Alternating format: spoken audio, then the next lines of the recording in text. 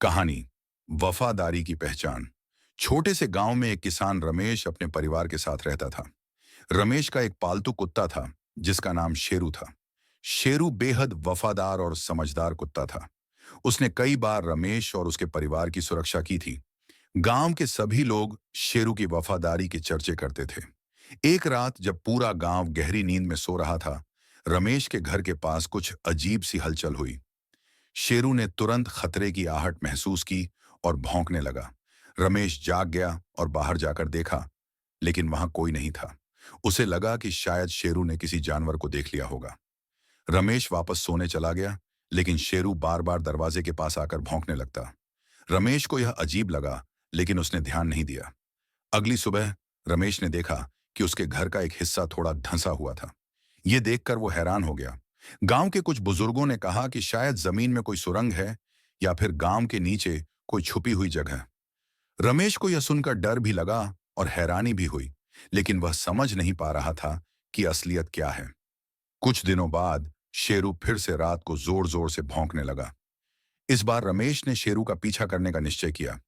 शेरू रमेश को गांव के पुराने खंडहर तक ले गया, जहां कोई कभी नहीं जाता था। वहां पहुंचते ही शेरू ने जमीन को सूंघना और पंजों से खोदना शुरू किया। रमेश ने टॉर्च जलाकर देखा तो उसे वहां जमीन पर ताजे खोदे गए निशान नजर आए। रमेश ने बिना देर किए गांव के मुखिया को बुलाया और उन्हें सब कुछ बताया। मुखिया ने तुरंत गांव के कुछ लोगों को बुलाया और उस जगह की खुदाई शुरू करवाई। कुछ ही समय में सबके सामने एक बड़ा संदूक निकला। संदूक के अंदर कई सोने और चांदी के सिक्के थे। यह देखकर सभी हैरान रह गए। मुखिया ने गांव के बुजुर्गों से इस बारे में पूछा तो पता चला कि कई साल पहले गांव पर डाकुओं ने हमला किया था और उन्होंने गांव के खजाने को यहीं कहीं छुपा दिया था। वो खजाना अब जाकर मिला था।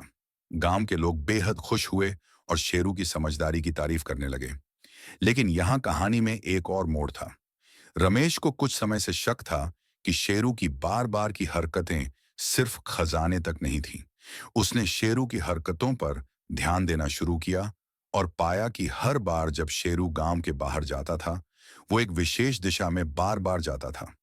रमेश ने एक रात शेरू का पीछा किया और देखा कि शेरू गांव के पास वाले जंगल में एक आदमी से मिल रहा था। उस आदमी ने शेरू को कुछ खिलाया और शेरू वापस रमेश के पास आ गया। रमेश हैरान रह गया, लेकिन उसने कोई हरकत नहीं की। अगली रात रमेश ने गांव के कुछ लोगों को साथ लेकर उस आदमी को पकड़ने की योजना बनाई।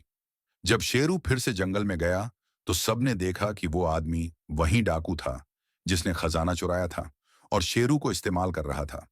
रमेश और गांव वालों ने डाकू को पकड़ लिया और शेरू की चालाकी और वफादारी के चलते एक बड़े खतरे से गांव को बचा लिया। शेरू की इस समझदारी और वफादारी ने साबित कर दिया कि वह सिर्फ एक पालतू कुत्ता नहीं था, बल्कि गांव का सच्चा रक्षक भी था।